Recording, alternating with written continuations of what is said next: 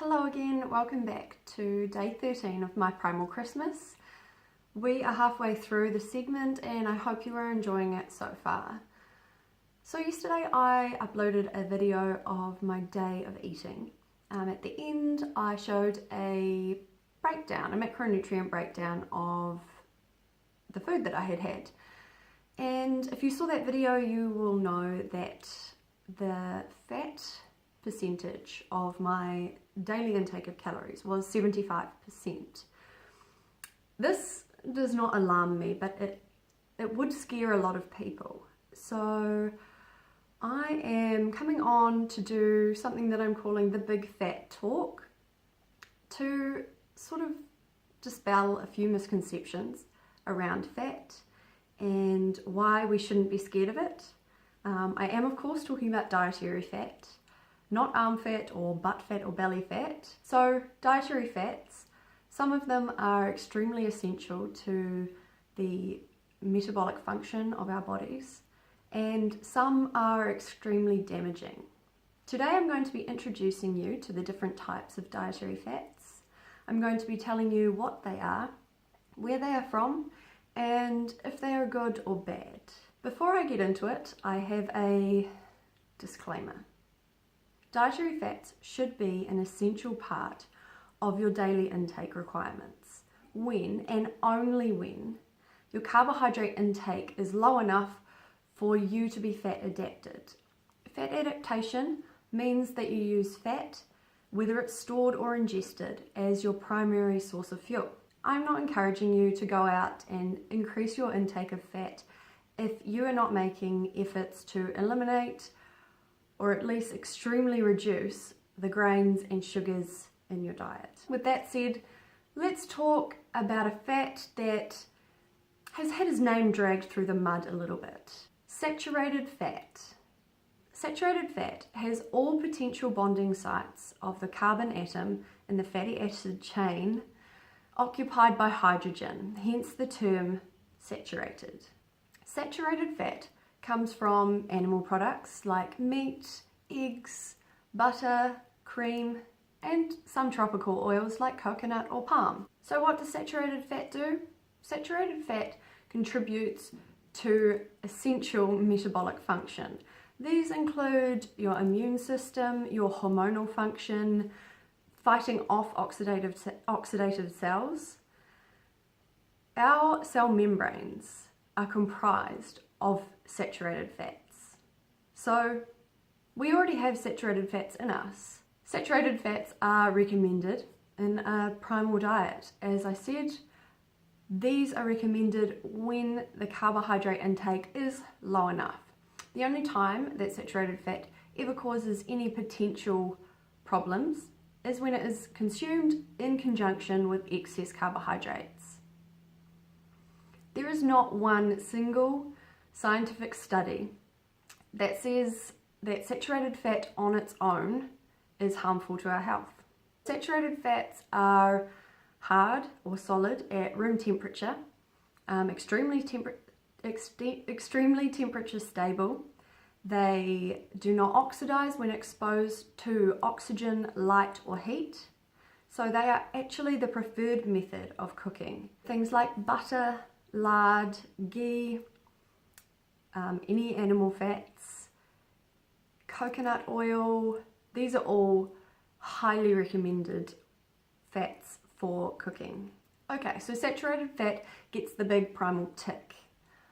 Next, monounsaturated fats. Monounsaturated fats have one single double bond in their fatty acid chain. Monounsaturated fats are universally regarded as a good fat. They help with cardiovascular function and immune function. They can also protect against heart disease. Where do we get a monounsaturated fat? From macadamia nuts, avocados, olives, and extra virgin olive oil.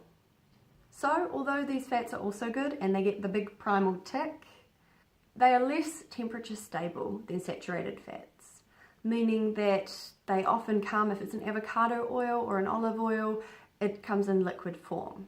It's not recommended to use olive oil at high temperatures due to the fact that it does oxidize and it can go rancid. So olive oil we only use for salad dressings. What's next? Polyunsaturated fats. Polyunsaturated fats contain more than one double bond in their fatty acid chain. The more double bonds that are in this fatty acid chain, the more fluid it is. Polyunsaturated fats are always fluid, even when you put them in the refrigerator. So polyunsaturated fats are also referred to as PUFAs, polyunsaturated fatty acids. The most common oils are vegetable seed oil, corn, soy, safflower, sunflower, canola, and they're also in butter-like spreads, like margarine. Polyunsaturated fats are not temperature stable. They oxidize on exposure to oxygen, heat, and light. This oxidation can even be caused during the manufacturing process. These are not recommended for cooking with because they are so unstable. So consumption of polyunsaturated fats is not recommended. Ingesting these fats can really affect your hormone function as well as your immune function. The last fats that I want to talk about are trans and partially hydrogenated fats. So these oils go through hydrogenation. Hydrogenation is when typically a vegetable oil, so a polyunsaturated oil, is heated at a high temperature under extreme pressure and is mixed with a metallic-like solvent to saturate the bonds with hydrogen. Typically in food manufacturing, which is the biggest user of these fats, it is partially saturated. This is so that it is solid in your fast food at room temperature, but once you bite into it, it still melts. Now, a little side note, trans fats can occur naturally in trace amounts in cow's milk and cow's meat. This is CLA, conjugated linoleic acid. Because there are some natural trans fats, the altered trans and partially hydrogenated fats are also known as chemically altered fat. Now, these chemically altered fats are really easily oxidized simply by cooking them, and the way that the Western world ingests them is cooked or baked. They are in cookies, chips, crackers, donuts, pastries, most baked goods, and in deep fried fast food. Our bodies can't actually tell the difference between a chemically altered fat or a saturated fat. So when we ingest it, this chemically altered, oxidized fat is being incorporated into our cell membranes. This is what I mean when I talk about inflammation and oxidation at a cellular level. Incorporating these chemically altered fats into our cell membranes, as you can imagine, can wreak havoc on our systems, on our immune function, hormonal function, on our cardiovascular function, just system-wide inflammation.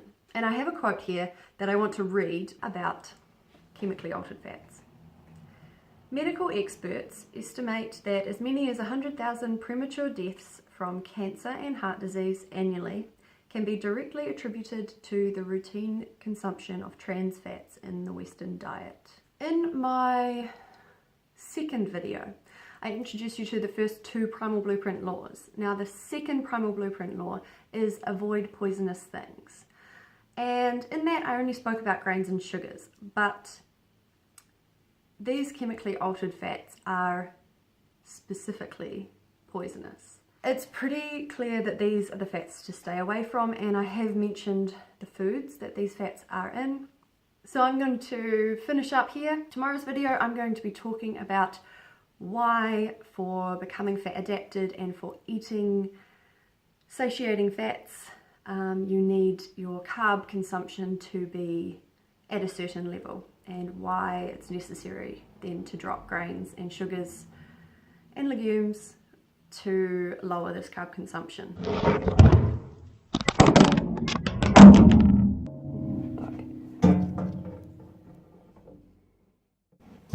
You're kidding me.